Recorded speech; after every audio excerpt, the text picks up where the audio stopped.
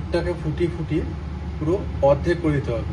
অর্ধেক মানে এত না যে ওই মানে গাজর যেটুকু আছে সেই অনুযায়ী দুধটাকে ফুটিয়ে ফুটিয়ে কিছুটা কম করতে হবে, যাতে গাজরের সাথে দুধ এবং খোয়া সব ভালো মতো মিশে যায়। তারপরে এটাকে ভালো করে নাড়াতে থাকতে হবে।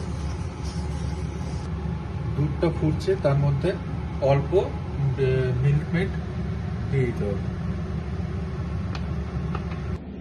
এটা হলো গ্রেটেড পেস্তা, আর ড্রাই ফ্রুট হচ্ছে কাজু আর কিশমিশ ভাজা। এখন অল্প করে ড্রাই ফ্রুটস দুধের মধ্যে দিয়ে দিচ্ছি, যাতে টেস্টটা ভালো হয় এবং দুধ আর ড্রাই ফ্রুটের সাথে মিশে যায়।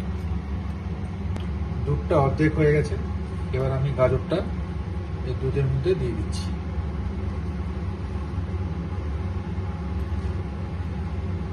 এবার একটু ভালো করে দুধের সাথে গাজরটাকে ভালো করে নাড়িয়ে দিতে হবে। গাজরটা আর দুধটা যখন শুকিয়ে আসবে তখন খোয়াটা দিয়ে দিতে হবে। করার আগে তো ড্রাই ফ্রুট দিয়েছিলাম, এরপরে বাকি ড্রাই ফ্রুটগুলো আমি দিয়ে দিচ্ছি। বন্ধুরা, এর আগেও আমি গাজর হালুয়া বানিয়েছিলাম, এবার ভাবলাম আপনাদের সাথে একটু শেয়ার করি বন্ধুদের সাথে। তো লাস্টে আমরা এই গাজর হালুয়ার মধ্যে পেস্তার যে করে ছোটো ছোটো করে কেটে রেখেছিলাম সেটা আমরা ওখানে ছড়িয়ে দেবো, তাহলে কি দেখতে ভালো লাগবে এবং স্বাদও ভালো লাগবে।